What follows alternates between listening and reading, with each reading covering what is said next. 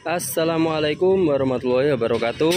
Halo Sobat Cap Kampung, kembali lagi di channel Cap Kampung 86, channelnya anak kampung. Apa kabar teman-teman semua? Semoga sehat selalu dan berbahagia selalu ya, para viewer setianya anak kampung dan subscriber setianya anak kampung. Dalam episode video kali ini anak kampung bakal membahas tentang media tanam yang digunakan untuk taman ya, atau tanah apa yang bagus yang digunakan untuk taman. Nah, di sini anak kampung bakal tunjukkan contoh tanah yang kurang tepat apabila digunakan untuk pembuatan taman. Nah, tapi sebelum kita lanjut pada pembahasannya guys, seperti biasa ya, anak kampung ingatkan buat teman-teman yang belum subscribe, silahkan klik tombol subscribe-nya dulu. Karena subscribe itu gratis, dan dengan teman-teman mensubscribe channel ini, artinya teman-teman udah mendukung anak kampung agar terus berkreasi dan membuat konten yang lebih bermanfaat lagi.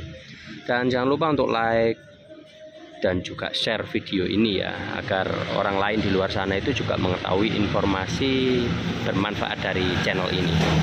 Oke teman-teman, pertama-tama anak kamu akan sampaikan beberapa hal nih ya. Salah satunya itu, kenapa sih dalam pembuatan taman itu penting banget untuk memilih media tanam yang tepat atau yang cocok atau yang benar. Karena kalau hanya sekedar media tanam atau sekedar tanah liat pun itu juga tanah teman-teman. Tanah sengketa juga tanah ya. Tapi kita akan melihat gimana tanah ini itu bagus nggak untuk taman jangka panjang, cocok nggak untuk rumput ini hidup. Nah itu teman-teman ya, soalnya ya itu tadi, kalau sekedar tanah liat itu juga tanah, tapi itu kurang cocok kalau digunakan. Nah di sini bukan tanah liat yang akan kita bahas, anak kampung bakal tunjukkan contoh tanah yang sering umum digunakan di pertamanan, tapi sebenarnya itu nggak cocok. Bahkan kalau anak kampung secara pribadi, anak kampung itu nggak mau pakai, dulu pernah, tapi karena khasiatnya atau efek jangka panjangnya itu nggak worth it ya teman-teman ya, nggak bagus, akhirnya anak kampung tinggalkan teman-teman ya. Jadi apapun kalau kurang bagus tinggalkan aja teman-teman ya, jadikan dia mantan teman-teman. Oke, kita bahas tanahnya. Ntar anak kampung ambil alat dulu guys. Jadi intinya teman-teman, ini anak kampung bakal tunjukkan ke teman-teman semua contoh tanah yang gak bagus digunakan untuk pertamanan. Nah di sini teman-teman, contoh tanahnya itu seperti ini. Nah jadi mungkin teman-teman sering lihat, ini anak kampung bongkar ya rahasianya.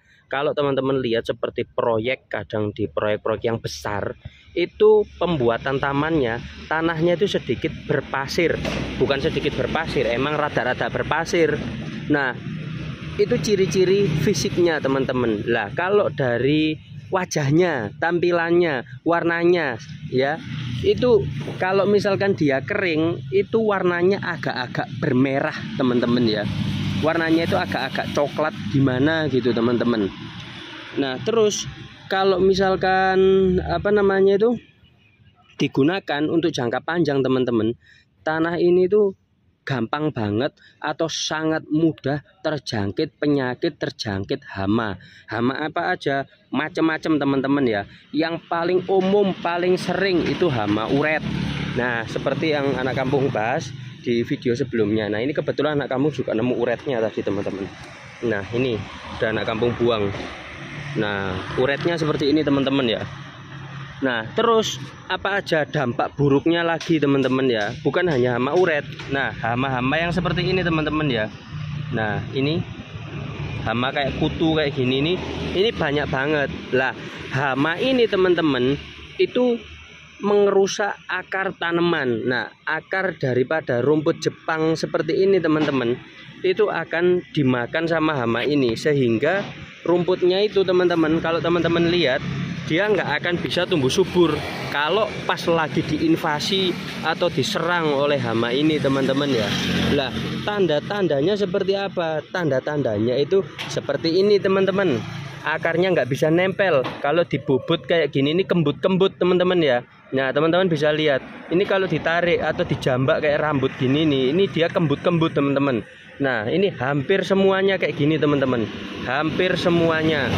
Nah mau berapa jauh kita melihat ini pasti kembut-kembut semua teman-teman ya. Nah, mau jarak berapa aja ini kembut-kembut. Nah, kalau rumput yang normal teman-teman, dia dibetek kayak gini, ditarik kayak gini, nggak akan bisa kembut-kembut teman-teman ya. Nah, karena ini rumputnya itu akarnya udah nggak ada atau akarnya habis. Nah, maka dia akan kembut-kembut teman-teman ya. Nah, teman-teman bisa lihat. Nah, bahkan kalau kita tarik, kita bongkar, teman-teman bisa lihat itu hanya tinggal batangannya aja, tapi akarnya udah nggak ada teman-teman ya. Nah, ini semuanya kayak gini. Nah kayak gini. Loh, ini kok ditarik kayak gini? Tenang teman-teman. Kalau sama anak kampung ini ahlinya ahli, intinya inti dalam bidang pertamanan teman-teman ya. Jadi nggak usah khawatir. Ini aman teman-teman. Nah, anak kampung lanjutkan, itu kan dampaknya akarnya hilang. Jadi sarannya anak kampung jangan pernah pakai tanah yang merah seperti itu. Nah, terus selanjutnya teman-teman, bagaimana solusinya? Nah, ini closingnya teman-teman ya. Solusinya bagaimana? Solusinya teman-teman, kalau user atau customernya ini mau mengganti media tanam, ini diganti aja teman-teman ya. Jadi ini dikeruk tipis-tipis. Habis itu ditimbun menggunakan tanah katel. Di video sebelumnya udah pernah anak kampung tunjukkan tanah katel itu tanahnya bagaimana, ciri-cirinya secara fisik bagaimana. Nah, jadi nanti setelah kita ganti, itu nanti kita tanam ulang. Seperti itu teman-teman. Tapi kalau misalkan user atau orangnya ini, customernya ini nggak mau melakukan penggantian dengan alasan budget yang tinggi atau mungkin biayanya terlalu banyak, anak kampung punya solusinya buat teman-teman. Tapi solusi yang satu ini juga nggak bisa bertahan lama, bisa bagus, tapi bisa juga diserang lagi teman-teman. Kenapa kok bisa diserang lagi?